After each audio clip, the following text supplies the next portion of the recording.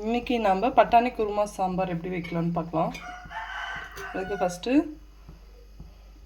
குக்கரில் கொஞ்சோண்டு எண்ணெய் ஆட் பண்ணிக்கலாம். எண்ணெய் காஞ்சிடுச்சு.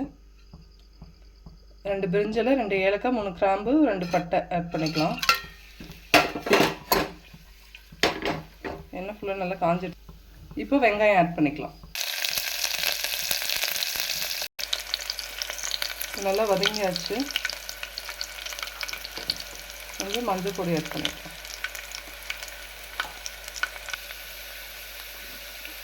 இப்போ இஞ்சி பூண்டு பேஸ்ட் ஆட் பண்ணிக்கலாம்.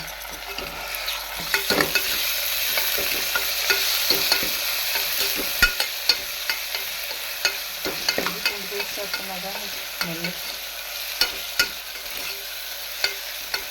நான் ஒரு 200 கிராம் பட்டாணி அளவுக்கு எடுத்துருக்கேன். அதுக்கு ஒரு 3 தக்காளி கொஞ்சம் மிக்சியில் குறைன்னு அரைச்சி வச்சுருக்கேன். இப்போ அதை ஆட் பண்ணிக்கலாம். இப்போ இங்கே பாருங்கள், ஃபுல்லாக நம்ம நைஸாக அரைக்கல, கொஞ்சம் குறைன்னு தான் அரைச்சிருக்கோம். இந்த அளவுக்கு இருந்தால் போதும். இப்போவே நம்ம உப்பு ஆட் பண்ணிக்கலாம். அப்போ தான் சீக்கிரம் தக்காளி வதங்கும். இதுக்கு தேவையான அளவு உப்பு,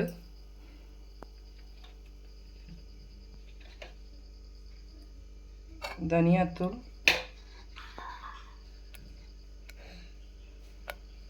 மிளகாய்த்தூள் ஆட் பண்ணி இப்போ கொஞ்சம் நல்லா பச்சை வாசனை போகிற அளவுக்கு நல்லா வதக்கிக்கலாம். இப்போ பார்த்தீங்கன்னா நல்லா வதங்கியாச்சு. சைடில் எண்ணெய் பிரிஞ்சு வருது பார்த்தீங்களா? இப்போ நம்ம பட்டாணி ஆட் பண்ணிக்கலாம்.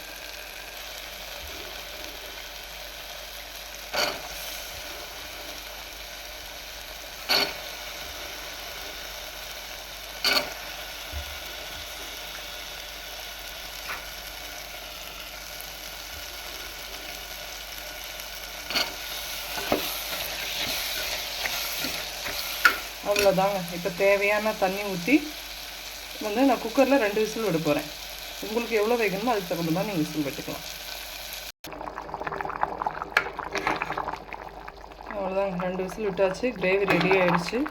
நீங்கள் இப்படியே யூஸ் பண்ணுறதுனாலும் பண்ணிக்கலாம். உங்களுக்கு இல்லை நம்ம தேங்காய் கிரேவி ரொம்ப கம்மியாக இருக்குது, அளவு கம்மியாக இருக்குது, நம்ம இன்னும் தேங்காய் ஆட் பண்ணுறதுனாலும் நம்ம ஆட் பண்ணிக்கலாம். இப்போ அதையும் நான் காமிக்கிறேன். இப்போ மிக்ஸி ஜாரில் அரை முடி தேங்காய் நல்லா பைனாக அரைச்சி வச்சுருக்கேன். ரொம்ப குறைன்னு இல்லாமல் நல்லா நைஸாக அரைச்சிருக்கேன்.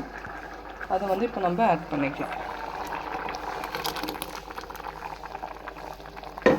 ஓகேங்களா?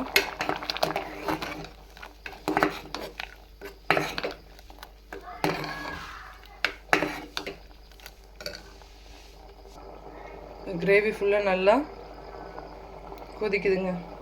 அவ்வளோதாங்க, இன்னைக்கு சுவையான பச்சை பட்டாணி குருமா குழம்பு ரெடி.